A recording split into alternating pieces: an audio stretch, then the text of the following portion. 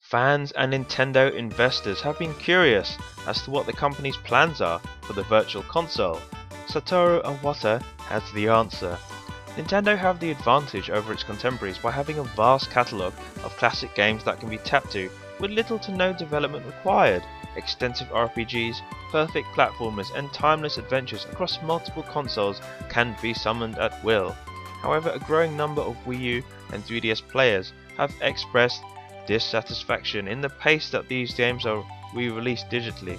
Key favourites are available, like Super Mario Bros. And The Legend of Zelda, but there's still room for much more. Speaking to investors, Iwata admitted that Nintendo have not been able to take advantage of their assets, and would like to enrich the Virtual Console lineup. In the Nintendo Investor Q&A session, President Satoru Iwata confirmed that Wii Sports Club may get a physical release in the future. Out this week in Europe and North America, Wii Sports Club is the next steps for the most popular family sporting sim. However, unlike the physical disc version that was released alongside the original Wii hardware, the new game will be available as individual downloads. Each sport can be digitally rented for 24 hours at a time, or bought as full titles, including with online play and motion controls. This week's Media Create results for Japan show a Wii surgence for Wii U, with the console sales leaping significantly. The Wii U has been dripping lower and lower in Japan, temporarily ignited though with a handful of key releases this year, but then sinking into an all-time low of around just 2,000 units per week. In the last week, however, the Wii U sold 38,000 units, making it the second best-selling hardware for the period, and better positioning the hardware for the weeks to come. Despite this, there was only one Wii U title in the top 10, Wii Party U, joined by the continually strong Pokemon X and Pokemon Y in first place, Dan Ball Senki Wars in third, and Monster Hunter 4 in fourth place. Another veteran favourite has been confirmed for the next set of Super Mario Bros. Games, the Speed Warrior Marth. The Fire Emblem star, who had a pivotal role in Fire Emblem Awakening, has made his debut in the Nintendo 3DS and Wii U version of the popular Nintendo Brawler. Armed with his trusty blade and defensive cape, Marth enters the ring with quick-witted combos and powerful counter-attacks. The father of Mario, Shigeru Miyamoto, may not work on the next installment of the Super Mario Bros. Games, he confirmed. The creator of many of Nintendo's best-selling franchises has spoken out on his desire to move on to smaller, downloadable games, and for his colleagues to have a bigger role in development. In an interview this week, he noted that creating Mario titles like Super Mario 3D World takes a lot of energy, and there is little chance that he could take the time to work on the next Mario. Despite this, Miyamoto would like to be involved again and isn't ruling out a possibility to work on a new game as the main producer, but even when he's not directly involved, he always looks at what the team does in terms of gameplay, and he trusts them. Super Mario 3D World producer Yokihashi Kozumi has confirmed that DLC for the upcoming Wii U game is unlikely.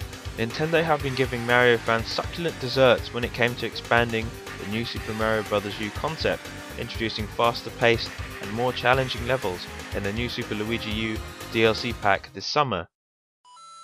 With the launch of the Nintendo 2DS in October, Nintendo boss Satoru Iwata was asked if the company are intending to ditch 3D.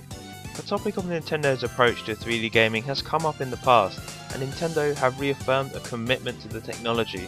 The same goes for Iwata's latest statement, which is that Nintendo 2DS, however, is one of the options for consumers, and we will continue to offer the existing Nintendo 3DS and 3DS XL platforms in the overseas market.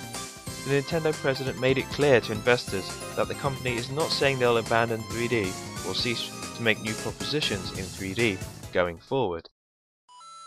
The highly trained ears of Mahito Yokota and Koji Kondo were quizzed about the musical direction in Super Mario 3D World. The musical aims have differed in the new game when compared to the orchestral Mario Galaxy series, Yokota said, with the musicians aiming for a more rhythmic atmosphere, something you'd want to dance to. There's a more big band feel, with a full horn section with trumpets and saxophones to differentiate the feeling in this game. During the investors Q&A session, Iwata was quizzed on Wii U games and marketing initiatives. Speaking about the lineup for the holiday season and into 2014, Nintendo boss Satoru Iwata highlighted how there will be more games that are designed to greatly appeal to highly skilled users next year. However, the holiday season has a few offerings that can be played by the whole family, dad and the kids and the grandparents. He feels that this approach will give Nintendo the edge against the launch of the Xbox One and PS4, to which he feels has a focus on targeting highly skilled users instead. However, games like Super Mario 3D World, Wii Party and Wii Fit U all lean towards family use and are targeted at those who bought the Wii and would be interested in the Wii U.